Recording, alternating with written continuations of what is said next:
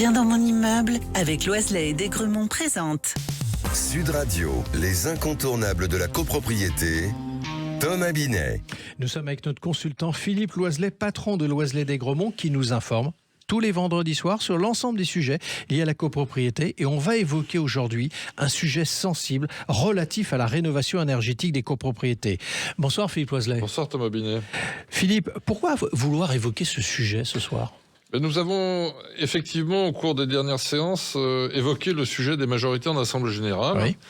Nous savons aussi que la fréquentation des Assemblées Générales a tendance à baisser. Tout cela m'a conduit, et je ne suis pas le seul, à réfléchir aux moyens pour inciter les copropriétaires à plus participer, notamment pour mettre la nécessaire mise en place de la politique de rénovation énergétique des immeubles. Alors, de quoi parlez-vous exactement quand vous évoquez ce sujet ? Je parle de plusieurs choses. Oui. Premièrement, le fait que, pour tout un tas de raisons, de plus en plus de copropriétaires font l'impasse sur la participation aux Assemblées Générales. Deuxièmement, que de nombreuses décisions nécessitent, pour être adoptées, d'obtenir une majorité renforcée. On peut dire aussi, Philippe, que les copropriétaires ne participent pas aux Assemblées Générales. Non ? Oui, ils peuvent participer et voter avec leurs pieds, comme disait le général de Gaulle, et contester les décisions prises devant les tribunaux, ce qui retarde ou même empêche ces décisions d'être appliquées. Et puis je parle enfin du fait que les travaux de rénovation coûtent cher, et même très cher, sont difficiles à expliquer et donc à comprendre, et que de nombreux copropriétaires tentent d'une façon ou d'une autre, et même si c'est un mauvais calcul, d'y échapper. Alors on va s'arrêter un instant dans ce propos pour que vous puissiez nous rappeler quand même les différentes règles de majorité. Oui, pour faire simple, il y a 3 règles de majorité. La majorité simple des voix des copropriétaires présents ou représentés. On ne prend en compte que les voix des présents pour calculer la majorité. Ce type de majorité est utilisé pour l'approbation des comptes, le vote du budget ou les travaux courants.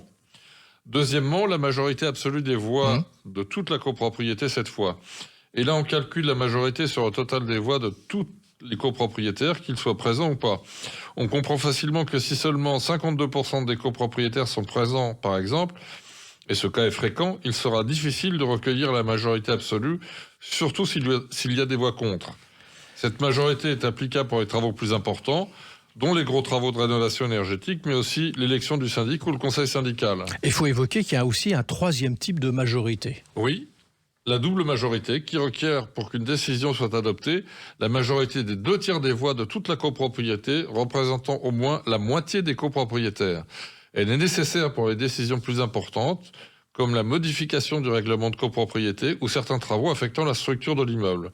Je rappelle également qu'il existe des systèmes de passerelles relativement compliqués pour le commun des mortels qui permettent dans certains cas de faire un deuxième tour de vote au cas où la majorité de départ n'est pas atteinte. Mais n'est-ce pas, Philippe, la solution pour prendre plus facilement quand même les décisions ?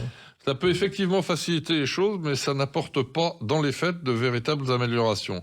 En revanche, cela rallonge les assemblées générales, ce qui ne plaît à personne, et engendre des frais supplémentaires dont les copropriétaires se passeraient volontiers. Ça, c'est certain. Alors, justement, quelle solution proposez-vous ? Je propose une solution très très simple. De retenir pour tous les votes que la majorité simple des voix des copropriétaires présents ou représentés à l'Assemblée générale. Dans le même temps, je propose que soit dénié aux copropriétaires régulièrement convoqués à l'Assemblée qui n'ont pas, d'une façon ou d'une autre, participé à cette Assemblée, la possibilité de contester une décision de l'Assemblée générale à laquelle ils n'ont pas participé. D'autant plus qu'il existe plusieurs façons quand même d'y participer, rappelons-le. Absolument, et du coup je propose une solution très simple, ne retenir pour tous les votes que la seule majorité, car il n'existe pas moins de 4 façons d'y participer et donc de remplir son devoir de copropriétaire. En étant physiquement présent, en donnant une procuration, en votant par correspondance ou en participant en visio. Cette double modification des règles inciterait forcément les copropriétaires à plus participer aux assemblées générales.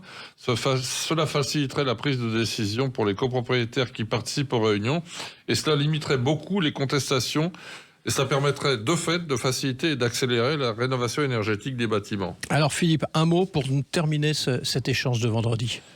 Oui, beaucoup, notamment chez les politiques, regrettent que la rénovation énergétique n'avance pas. Il est nécessaire pour cela de s'en donner les moyens. La solution que je propose renforce la démocratie directe, responsabilise tout le monde et permet une véritable possibilité d'améliorer ces programmes de rénovation énergétique des immeubles avec une véritable avancée démocratique. Merci Philippe, et on vous retrouve vendredi prochain pour un autre numéro d'Oser Investir, les incontournables de la copropriété. Et pour ce qui me concerne, je vous donne rendez-vous dimanche matin dès 9h25 sur Sud Radio dans la matinale week-end.